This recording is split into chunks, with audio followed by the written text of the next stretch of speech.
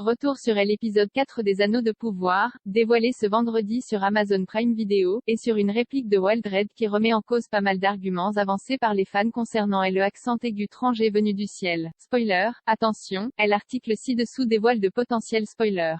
Si vous ne souhaitez pas en connaître la teneur, merci de ne pas lire ce qui suit. Mais qui est donc ce mystérieux étranger tombé du ciel à la fin du premier épisode des Anneaux de pouvoir? Depuis l'arrivée de cet étrange personnage dans la série Amazon Prime Video, les théories des fans concernant son identité se sont multipliées sur la toile.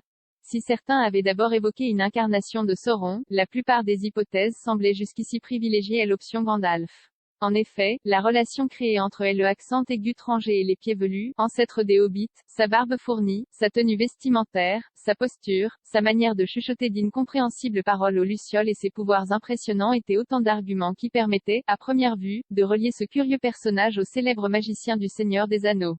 Un scénario qui aurait néanmoins dénoté avec les écrits de Tolkien, dans lesquels Gandalf n'est pas censé fouler la Terre du Milieu à cette époque, mais qui aurait permis à la série de faire intervenir un héros bien connu du grand public. Pourtant, depuis la diffusion de l'épisode 4 sur Prime Video ce vendredi, les cartes ont été rebattues.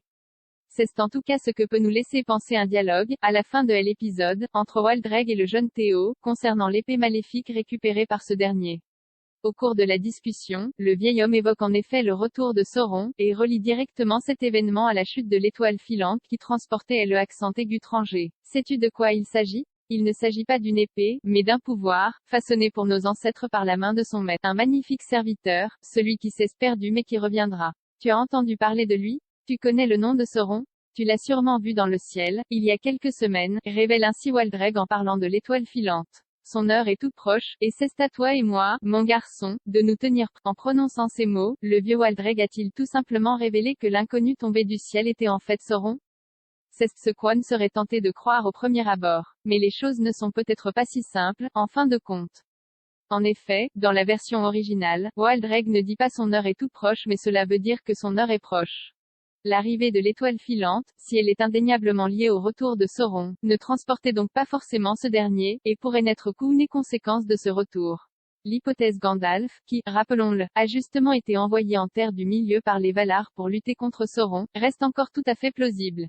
Quoi qu'il en soit, force est de constater que cette petite séquence a considérablement brouillé les pistes, et que la série semble bien décidée à faire douter les fans jusqu'au dernier moment. Quel est votre avis sur le accent aigu étranger? S'agit-il de Sauron, de Gandalf, d'un autre personnage?